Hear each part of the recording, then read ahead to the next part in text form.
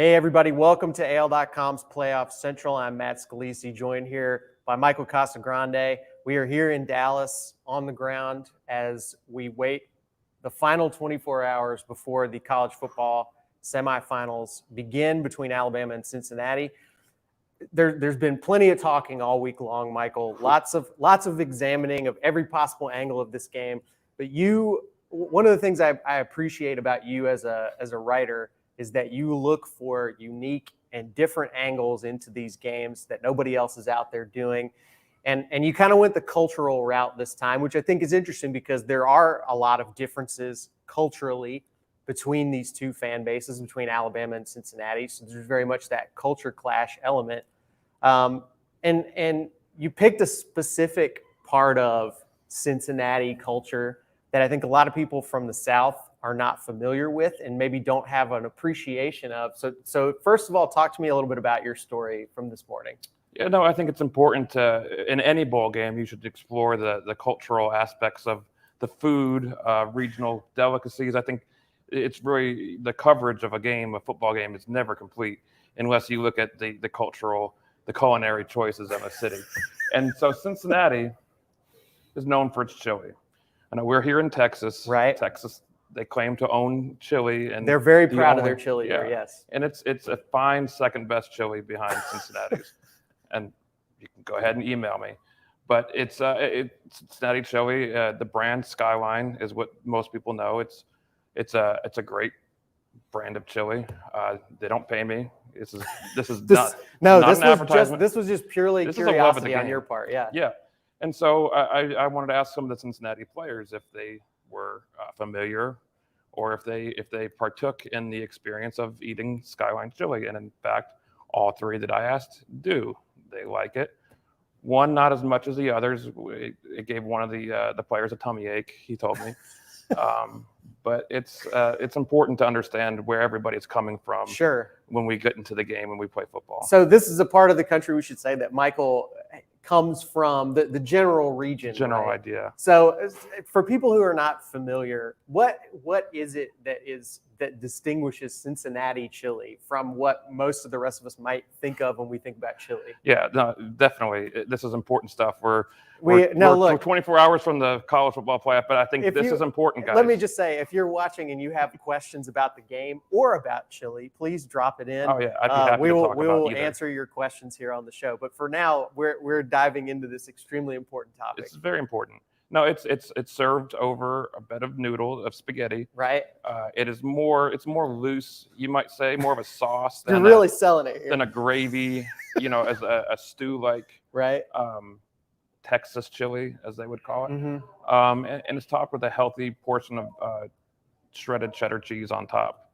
And I think all three elements really is what makes it all together to make what it is. I think the spaghetti is really the part that throws a lot of people when they see it. It might. Yeah. I think people, listen, it is not the most visual food. You're not going to look at it necessarily and say, this looks as good as it tastes. So I think you need to try it before, because there are a lot of people who don't like the way it looks and think it looks gross and looks like other things that they don't want to eat. But it's if you just trust us and trust these players, I think these Cincinnati players, I think they know what they were talking about. Let me ask you this from branching out a little bit from specifically the chili. Culturally, we've been around some writers from Cincinnati this week. We have at least remotely gotten to talk to the players and coaches. What are some of the things that kind of jump out to you about Cincinnati as a football culture? I mean, this really to me feels very different than a lot of the other semifinals that we've covered, if only because it is not one of those big traditional fan bases where, with the Ohio States and maybe a team like Texas or Texas A&M where there are so many fans that would flock to these games. This is a fan base that people don't necessarily think of as having this extremely specific football-driven culture around the team. No, I think a lot of some programs refer to themselves as a family. I think it's kind of a family-like setting at Cincinnati. Right. It's a very insular. It's a very Cincinnati-based program where it's a very big high school football scene in that city, and a lot of the players came from Cincinnati, there are a lot of big Catholic schools there, the public schools there. If you look at their roster, it's very heavily Cincinnati. So it's people who kind of grew up with the program, cheering for the team. So it's kind of, it's not as nationwide if you were to look at the roster. And it means maybe, I'll say it means more, but it means something. No, sure, that makes sense. I mean, yeah, I think there also is going to be kind of a contingent of folks for whom that they're rooting for this team despite having no connection to it, just because it's come to be symbolic almost of all of the teams that everybody said would never have a shot at the playoffs. Yeah, no, and that's, I think they're tired of being asked about being the torchbearer for the group of five, but they won't be in the group of five too much longer when they get to the Big 12. But yeah, I mean, it's a grand experiment in my mind. See, like, put the group of five team in, throw them into the Shark Tank with Alabama, and see, who can crawl out alive. So we do have one comment about the chili so far, Michael, from Deborah Baker, who says spaghetti with chili sounds absolutely disgusting. She uses the puking emoji with that. So not look.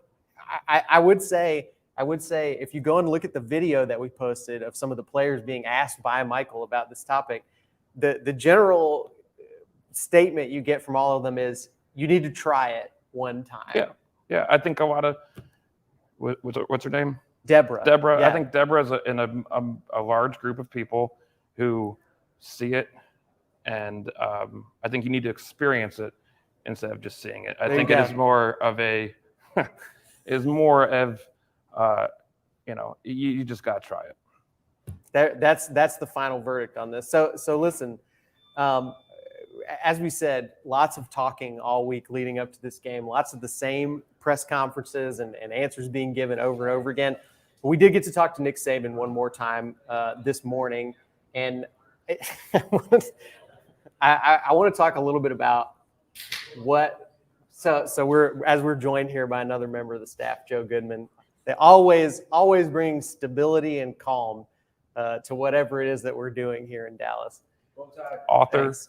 That's right, author Joe Goodman. So Michael, as far as Saban this morning, I think when we were talking about this before the show, you sort of made fun of me a little bit for overanalyzing. I don't make fun of you, Matt. For overanalyzing his tone, which I think a lot of people do because we have so many examples to judge it against. We've seen Saban in so many press conferences over the year. But I will say, I think this morning he was very much in a good mood. He was making jokes. He was not overly pissed off. He didn't seem like he had a chip on his shoulder. He seemed like almost appreciative a little bit, almost like enjoying the situation that he finds himself in. Am I imagining all this? Yeah, I'm not going to make fun of you again. He made a joke about being impatient with sitting here in that moment, having to sit here and talk yes, to us. but it was a joke, though. It was a joke about how he would rather be anywhere else but doing what he's doing, talking to us. So, yes, I think, Alabama by 50. Well, listen, let me put it this way then. I would say over the course of this season, Michael, Saban seems like he is, in general, approaching this team a little bit differently than I'm used to seeing him go into some seasons and games, especially a team that I would say has really almost never had that sort of dominant, perfect game so far. I mean, the SEC Championship is probably the best game that they've played all season, but Saban has never really seemed angry. He's never really seemed panicky about it. Not panicky is probably not the right word because I don't know that he's ever looked like that, but I think we've seen in the past him seem very demanding of a team and have this attitude of what we're doing is not enough.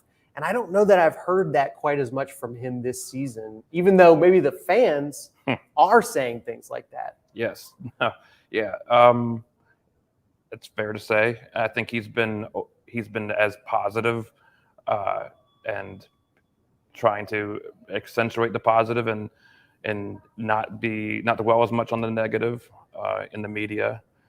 Sometimes there can be too much negativity about the team, and which he did thank us for actually after the SEC championship game. Yeah, a lot of self-gratification we provide. So it's it's a different team. It's a younger team. Last year's team could probably take a little bit more of the the tough love. They were veterans. They'd been around for a long time.